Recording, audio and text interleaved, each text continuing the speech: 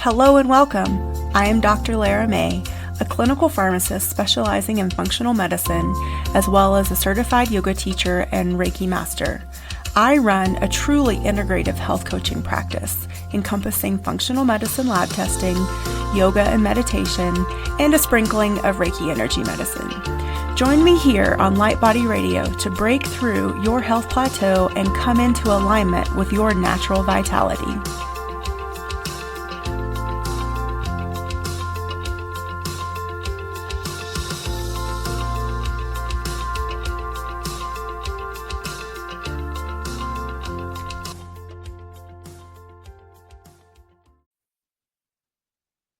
Hello and welcome to Light Body Radio. I'm your host, Dr. Lara May, and today we have with us a special guest, Heather Hornung.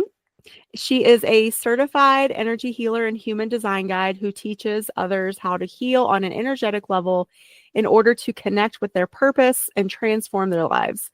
As someone who has struggled with people pleasing and was a magnet for narcissists, she reached her rock bottom when her whole life imploded. So we're going to ask her about that if she's okay to talk about it. And this turn of events sent her on a healing journey that forced her to confront her deepest fears and reconnect with her own life in order to take agency and step into her personal power, which I am super excited to hear about. And I think will really help a lot of people to hear your story and your journey. So welcome.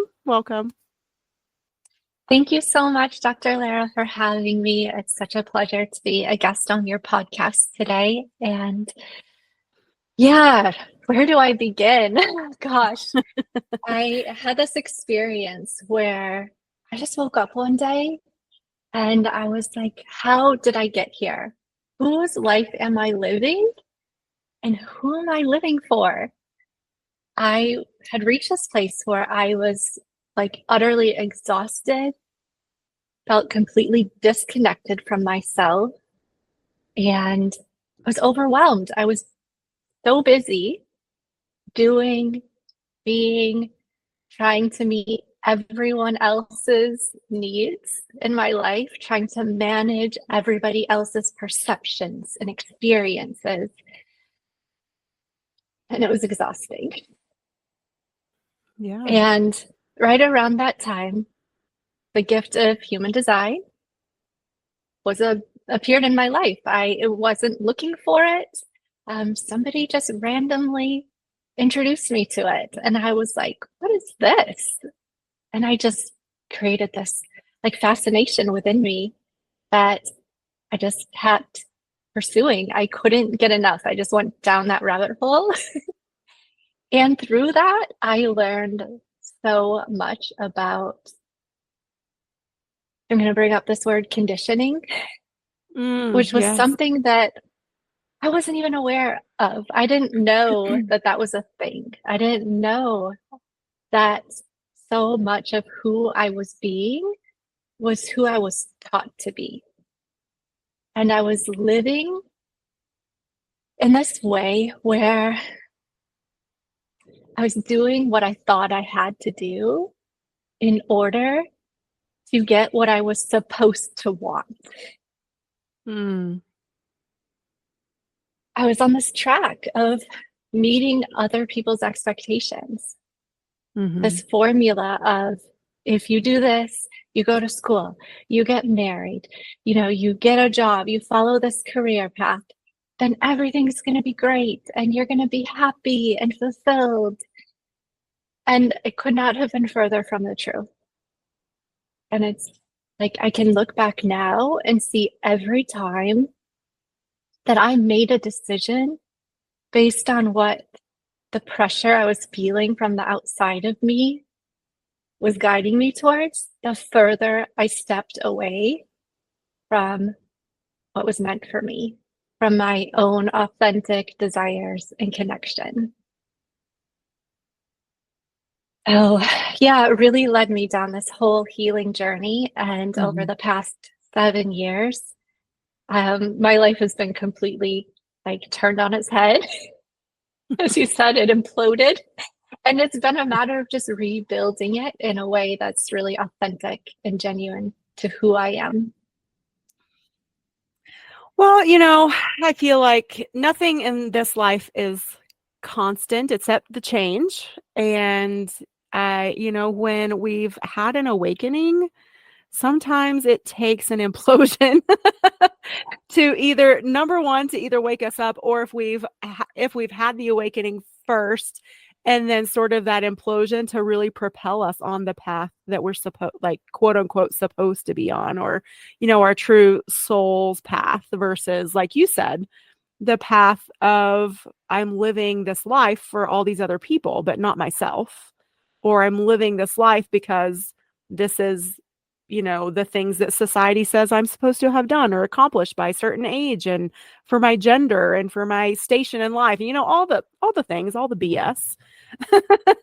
So Yeah. I would like to ask you if we could start with just explaining what human design is. And then I think, like, your experiences will be woven throughout the conversation from there. Yeah, great. So human design is a tool for helping you build self-awareness. I like to explain it as a combination of the chakra system and astrology. So just like astrology, you take your birth information, your location, the date, the time, and you plug it into a calculator, and it shows you, like, in relation to the planets of the solar system at the moment of your birth, like, what are these imprintings, these energetic imprintings that you took on? And it more defines it down into specifically, how does your energetic body work in correlation to that imprinting? So Okay. it's related to, if anyone's heard of the I Ching, it's the 64 hexagrams of behavior. So these are archetypes. They also correspond to the 64 codons in the human genome system. So these Mm. are traits that we are born with, the way that we are, like, hardwired to be. And everybody has a very specific set of these traits based on when they were born, because those planetary influences are consistently shifting. Hmm. So there are 5 different energy types in the human design system, and everybody has one of these 5. And based on your energy type, you have a specific strategy for helping you to make aligned decisions, for connecting you to how your energy works best, most effectively and efficiently, so that you're not constantly, like, making things more difficult than they need to be. It was really like a comprehensive way of understanding how your own body is meant to work. So it's like your blueprint for your life. And is there room for sort of like creative manifestation and like creative destiny within that too? Like, it's not all like predetermined, I would imagine. Yeah, absolutely. And that's what's so beautiful about it, is like every decision that you make is going to lead you somewhere. If we think about, like, a decision tree, you choose option A, you're going to lead down a very different path than if you choose option B. Hmm. And knowing that you came into this life, well, it's predicated on this idea that you came into this life with a specific, like, mission. And are these decisions that you're making getting you closer to that or further away? And there is no, like, right or wrong. It's all an experiment. It's all meant to, like, teach you things about yourself. And through that process of making decisions, you come to know more deeply what that is that you're here to do. And it's fun to, like, watch your own life unfold in that way, Hmm. of, like, following this journey of where your heart's really leading you. Yeah, and I think it's important to also at this point out that when we talk about like soul purpose and soul mission, it doesn't necessarily have to be something big, huge, grand, like holding office or being a celebrity or or an influencer, excuse me, or any of those things. Your sole purpose or mission is just whatever your soul chose before you incarnated in this body to sort of figure out, to Mhm. navigate. And that's one of the beautiful things that I think about, like this realm of earth, is it's a realm of polarity. So we're often presented with choices, and it's a definitely a realm of free will. And so you get to choose. You get to choose between the shadow and the light, between, like you said, path A or path B. And at any point, if you don't like the outcome, you get to make another choice, and that's amazing. And so Yeah. so maybe your path or your mission or your contract, whatever, however you want to phrase it, is to like really live into, I don't know, like a family dynamic. Or maybe it's to live into being, an independent career person. Or, it could be any number of things. But I feel like sometimes when we use these phrases, our minds and or again society sort of brings with it this luggage of, oh, it has to be big and flashy. And so no, not necessarily. Yeah, I 100% agree with you. And honestly, that is something I struggled with for a lot of my life until I was introduced to human design. I was like, I know there's something like meant for, I know there's something bigger than just like what I'm currently doing, but I just could never figure out what that was. And then when I was introduced to human design, it was like, wait a minute, I'm putting way too much emphasis and pressure on this like thing that's completely beyond my control that I have no idea. Hmm. And it's more about who you're here to be Hmm. than what you're here to do. Right. And that being is living into authentically like who you are and sharing your gifts from this place of knowing your value and wanting to contribute to the collective. Because I feel like that's where true fulfillment is experienced, is when you're in that sweet spot of being able to use your unique gifts in a way that betters the world. Even if that's like the people in your neighborhood, Hmm. um, the people you Yeah. come across every day. That's not this necessarily this huge thing that our ego wants us to trick us into thinking it is. It can be Right. something that just feels really unique and authentic to who we are. Well, and also keeping in mind, like you said, that you use the word collective, and or like we are all connected. We are part of the energetic fabric of the universe. And so when we make even just a positive impact on our neighbor or a friend or family member or a perfect stranger that we see walking down the street, that has a ripple effect.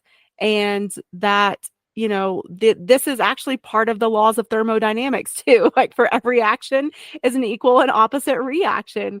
And so if we think about like how much positivity and goodness we could put out into the world, again, like you said, just by living from an authentic place, living from love and kindness and just a little bit of service. So, with Mhm. that piece, because in your bio, there was a little snippet there about people pleasing and being a magnet for narcissists. So, I also sort of want to like start to flesh this out. So, where's the Yeah. line between overgiving and people pleasing, which I think all of us could have a tendency to, especially depending on how we were raised and how we were conditioned. But I definitely see it very much like within the realm of being feminine, that is sort of Mhm. part of the societal archetype of the feminine. Like you're supposed to mother and give and parent almost to a fault, which is not Yes. healthy. And so we've Yeah. seen this pendulum swing, and then also we've seen it swing towards more narcissistic behavior and tendencies. So I'm just going to leave that open for you to jump in and give me your 2 cents and your experience and what you think.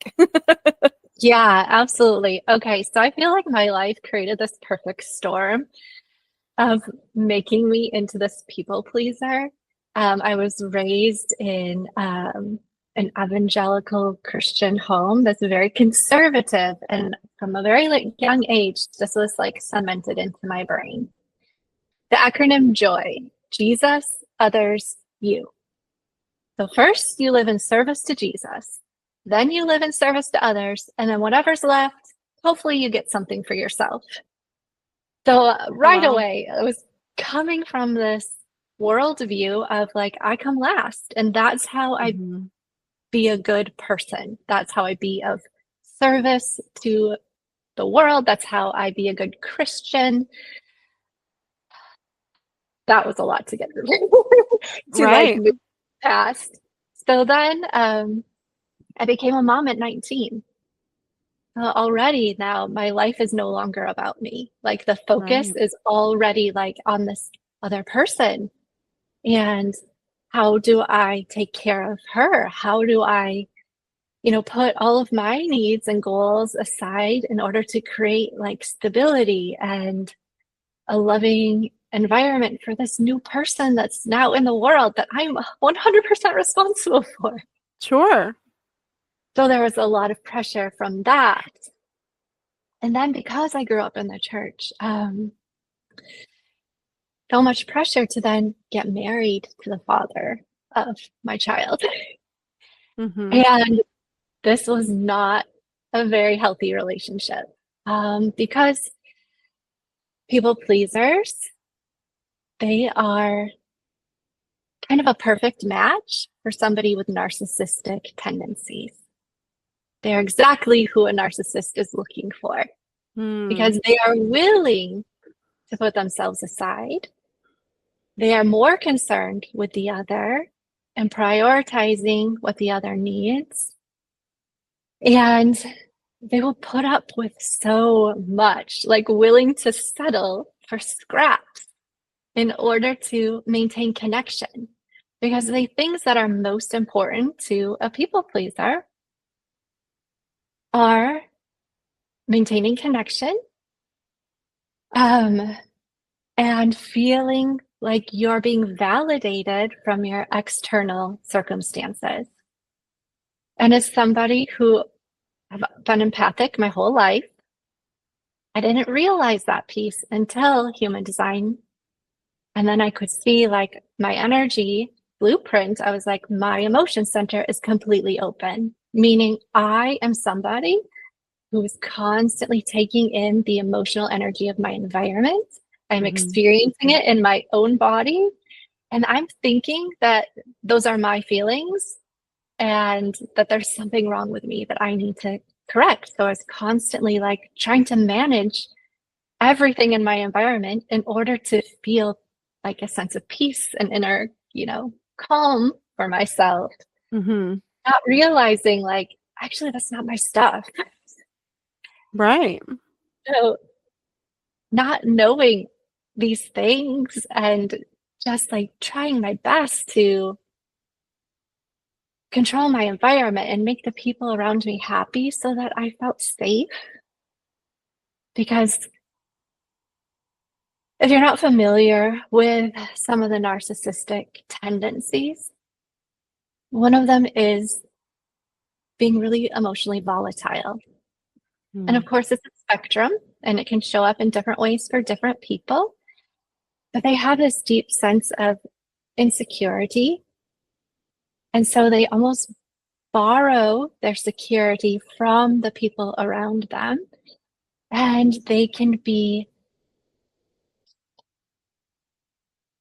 how do I say this? Like very unstable Mhm. inside of themselves because they don't have that sense of self worth, that sense of self identity. Mm-hmm. And so being easily threatened by situations outside of them, being easily provoked, they can have this tendency to be really volatile and explosive. And that was definitely the dynamic that I was in. I was this peacemaker, this mediator, this person who just wanted everyone to get along and Mm-hmm. life and calm. And yet I was with this partner who was the exact opposite. And I can see how for him, I created a sense of security and stability. But for me, he created a freaking tornado that I Mm-hmm. was constantly like working to manage and clean up. And my life became 100% chaos. Mm-hmm. And all of my time and energy was focused on like managing the situation. And this was like my first relationship. We met in high school Yeah. and I didn't know that relationships could be different because my mom and dad had kind of a similar dynamic. Mm. And so I was just so conditioned to believe like, oh, this is what love is. You put yourself aside to take care of the people in your life. A good wife, a good mother is always there to support and love people unconditionally. And that really became this like trap for me. Mm. I feel like a lot of people find themselves in that situation, and of course, not expecting it. And I was actually talking with a friend of mine a couple weeks ago, and has been married and is now since divorced, and she's also would self-identify as a people pleaser, but she had never been in a narcissistic dynamic before relationship, and her most recent one turned out to be that. And she was telling me that she didn't realize that it was that dynamic until she was actually out of it. Like she even, went through that breakup and transition back into being single before she realized, like, holy crap, I was just within this, like narcissistic dynamic within that past relationship, and all of the things changed how she showed up, which she wouldn't normally show up in that way in a relationship. So it was very interesting to her. Um, I've had experiences with narcissists, not in romantic relationships, but in other relationships in my life. And it is very interesting.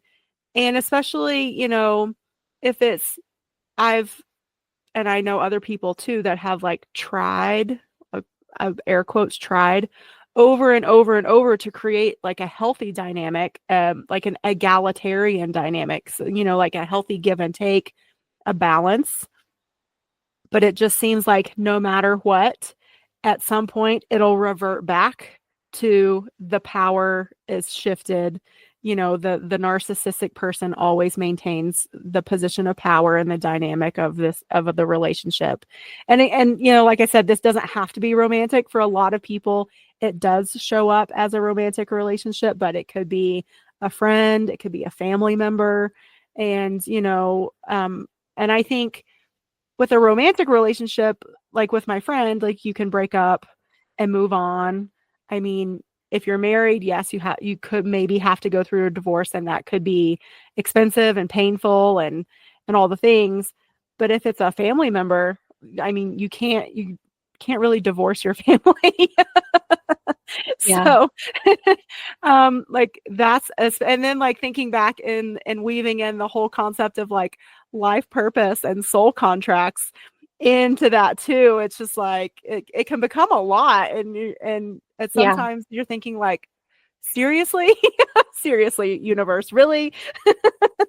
Yeah. It was so much. It was like I had become this version of myself that made this relationship work, which means I had to shrink in a lot of ways Mm-hmm. in order to create this sense of comfort for my partner. And when I would attempt to step into more of who I was and show those traits, oh my gosh, like conflict would inevitably come up. And there really wasn't a safe way for me to truly be who I was. Um, Gaslighting was a huge part of that. Mm-hmm. Every time like there was a conflict between us, it would always come back to being my fault. Like I did something to create that. And I'm really good at taking ownership of things. And so I would believe that. And I would be like, oh my gosh, okay, what can I do differently? How can I change? And I got to this place where I thought, like, if I just heal myself enough, then I can make this relationship work. And funny enough, was really a driver for me to get trained in energy healing, was to Mm-hmm. learn how to make myself into this person where I could make this relationship dynamic, more functional. And I Interesting. got to a place where I was like, I'm good. Like, I've done a lot of work on myself, and I actually feel really good about who I am, and it's still not working. So it really caused me to see things in a different way of like, it's not me. It's not just my fault. Like, yes, there are two people, but no matter what I do, I cannot change, heal, or fix him. No. That's on him. Yeah, and I think that's a good lesson for anybody out there, but especially any energy workers, no matter what kind of modality you practice. It is not our job to fix people or heal them. Like, yes, there is this term energy healer, but that's not our position. Our position is to create sacred space, hold sacred space, no matter what, have our own energetic integrity. And then, it's like create a conduit for the other person to have the container to heal. But I feel like there's like this misnomer within Yeah. like the energetic healing community too, because of this label that I don't know where it came from, if it's something we gave to ourselves or other people gave to us, and then what we've made it mean. But the reality is like how freeing and empowering for not only the person seeking to be healed and the person who was like, that's a lot of responsibility to put on someone else. Like you go to them, they're like, okay, yeah, okay, now, yeah, you heal me, fix me. Like, no, what is that? Yeah. Yeah, it's kind of crazy when you say it in those terms. It's like, no, how could you possibly? Because you haven't lived their life. You haven't been Right. through their experiences. You don't have their internal programming. They do. And Yeah. only they can reflect on that and change course. Only they can make the decisions and take the ownership of wanting to do something differently in order to get a different experience. You Right. can't live somebody else's life for them. No, and that I think, part of a growing up as a soul, like evolving and growing into like, this term like adulting is going around these days. If we're going to be adulting as souls, then a lot of that is taking ownership and responsibility. And like you said, you almost took it to a fault to where you were like the little chameleon, it sounds like trying to Yeah. change anything and everything to try to, make this situation work. But there's also like realizing that, especially within a relationship dynamic, it's two people. Each person has to take ownership and responsibility for their individual role. And I can definitely understand within the dynamic of narcissistic um, behaviors how it seems always like, well, this story of, well, that's not my fault. I'm the victim. Well, Hmm. this happened to me because of these things that are outside of my control. And so Yeah. that's why it's the responsibility of my environment and everyone around me to change. Yep. Yep. So, You hit it so perfectly on the head. That's eh, exactly the point of view of the narcissist. yeah. So, if anyone out there, if this is sounding familiar, this is your wake up call. Ding, ding, ding. Yeah. And again, Yeah. like, it's your choice whether you want to stay or go. Like, there's no judgment, because maybe it is a person that you love deeply and you do, or there can be, therapy involved in whatever this is. I mean, there's tools that are available for many different solutions out there. But just Yeah. also, I think it's important for us to all like adjust our expectations and be able to see clearly what the reality is. Yeah. Yeah. And to not take other people's stuff on as your own, Yeah. and Yeah. to very clearly see like what is mine and what is somebody else's. And that's really like a beautiful gift that human design showed me, was like, what is authentic to me? And it helped me reconnect to my intuition and recognize, like, oh, this is my body signaling to me that this doesn't feel good. And if it doesn't feel good, I shouldn't do it. Like, that's not Mhm. meant for me. And the more I learn to like develop that self-trust of like, I actually know what's best for me. Because in a way, the opposite dynamic, the people pleaser, to put some of the spotlight on those behaviors and tendencies, is I could realize unconsciously I was choosing to give my power away in some ways in hopes that Mhm. somebody would rescue me, you know, not Mhm. wanting to be 100% responsible for my own life. And narcissists are great at telling you whatever you need to hear in order to keep you hooked in. Mhm. And I believed it. And and I was like, oh my God, you're going to take care of me in all of these other ways so that I don't have to grow in those ways. I don't have to be responsible for my life in those ways. And in exchange, I'm going to make sure your life is, as easy and smooth as possible. And it was this weird, like, agreement that we had, unspoken, Mhm. but unconsciously, that is what was happening. And so through learning, how to really like trust myself, how to connect in with what my body was trying to communicate with me, really changed everything. Because now I was approaching life from a place of, I know what's best. I don't have to give all of my power over to someone else in order to be okay. I can create that safety for myself. Yeah.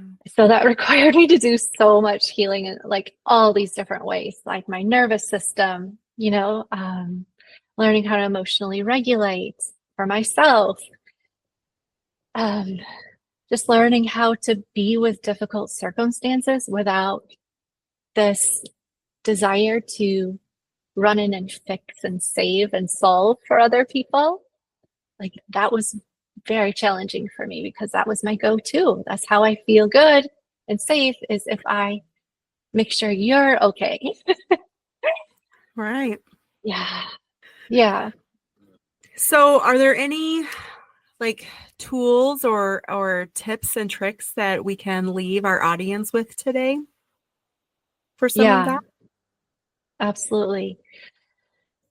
So some of my favorite go-to tools is like knowing that I'm empathic, and I believe a lot of people pleasers naturally are. That's why they become people pleasers, is Mhm. because they can sense, they're very attuned to what's going on in their environment. And because of that attunement, then they have this idea that like I need to fix things, because they're aware of what's happening. Right. So I am like constantly clearing my own energy field every morning. Like I meditate and I ground into my own energy. And okay, what is my body needing today? What am I experiencing? How can I like first go to meet my needs? I do a whole meditation around like clearing my chakras, rebalancing my energy, connecting with my guides, and it just like really sets me up for facing the day in a empowered, like sovereign way. Um, I really love tapping, Mm. EFT. Mm-hmm. When I am noticing that I'm getting dysregulated, like I'm having a thought that is bringing up fear in Mm-hmm. me, where my mind starts to go down this path of like, oh my God, I'm scared. I don't know what's going to happen. And tapping, I release so much energy doing that. And something interesting is I've noticed the way I release energy is I just yawn like crazy. I'm yawning, yawning. Yeah. Yeah. So that's incredibly helpful for me. And then learning how to hold space for myself has been so key. When I notice myself getting too much in my head or having a challenging emotion arise, just like self-soothing. There's a lot of different ways to do that. You know, there's like the physical touch of like havening. That's really good for the nervous system. Mm-hmm. But also like just saying the things to myself that I need to hear Yeah. and not like expecting somebody else to give me those words, but being able to give them to myself. Being like, hey, I see, like, I am really going through a difficult time now. And I completely understand. Like, it's so valid what I'm feeling in this moment. It's so reasonable. And of course, that's what I'm experiencing. And just validating myself, giving myself permission to feel what I'm feeling, Mm-hmm. and saying, like, you're going to be okay. It's going to be okay. Like, you can trust yourself. This is going to pass. You know how to move through this, you know, one step at a time. Your path is going to be made more clear and obvious, you know, just like saying the things that I really need to hear and giving that to myself. Those Yeah. are probably the biggest ways, you know, that have helped me to Yeah. move through and Well, and I grow. think, yeah, oh, those are beautiful and so valuable. And I think too, like really putting what you said into practice, especially for so many people out there, excuse me, goodness, that we've, again, like we've been taught to not feel the feelings. Mhm. Or if we, at the first sign of an uncomfortable emotion, we have to like brush past it or ignore it or cover it up or, you know, imbibe in something that will make it go away, you know, in some way, shape, or form.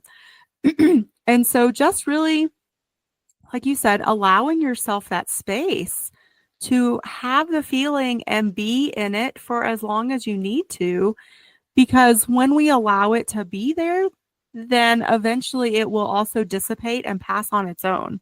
Because, like we said before, the only thing constant in this life is change. So, that uncomfortable emotion and feeling is not going to last forever. It literally Mhm. would be against the laws of the universe for it to last forever. So, Mhm. I mean, And the if more we deny it, the longer it's like we're holding on to it. right, yes, what we resist persists. And so, if we just Mhm. allow ourselves that space, because that also allows ourselves, I feel like, that reflection Mhm. of, you know, like what was my role in bringing this up? You know, what did I do to manifest this in my life? You know, like that chance of that self responsibility to just really own our side of the street, because that again is knowledge is power, and that allows us to make different choices moving forward. Yeah, So, and how great 100%. is that? Yeah. Yeah, because we're here to grow and evolve. That's what life is all about. Like the evolution of our soul, to have Yeah. experiences that help us learn new things about us. And, you know, of course, there's just so much richness, so much more than that we get to Sure. experience. But like if we really break it down to what we're here for, and Yeah. sometimes that's going to bring us into really uncomfortable, challenging situations, and to trust that, like, this is all for my good. This is all for my growth. This is all for my evolution. It's happening for me. Like, just making that simple mindset shift, that change in your paradox, like, changes your entire outlook. And it makes you see, like, oh, this is possible. I can overcome this. I can see my way through this. Like it's happening because it's meant to teach me something and give me new skills, give me new strength, Strength. help me Yes. to, yeah, develop. It's like going to the gym for Yeah. your emotional body. Yeah. Yeah, for sure. Well, Heather, tell everyone where they can find you. Yeah. Okay. So my website is highvibeheather.com. Instagram handle is at hi.vibe.heather. You can find me at either of those places. And I also have a podcast, the High Vibe Heather podcast. And I really specialize in working with highly sensitive entrepreneurs because I am so acutely aware of the specific challenges that we face, how we have this propensity to take too much on, overextend ourselves, give too much away in exchange for too little, Mm-hmm. and the troubles that we get into in doing so, and how it keeps us from really living into a sustainable, personally meaningful life. So, Well, thank yeah. you so much for your time and for talking about your journey and your story. I think it has helped or will help anyone that comes across this episode. So thank you, everyone. Check out highvibeheather.com. And all of these links will live on the show notes page at drlaramay.com/podcast. So if you're looking for something and you're not in a space where you can write it down, don't worry. It's there for you. Keep your eyes on the road, hands on the wheel if you're driving. And so thank you everyone for your time today. And thank you again, Heather. I really appreciate it. Yeah, thank you. Have a good day, everyone.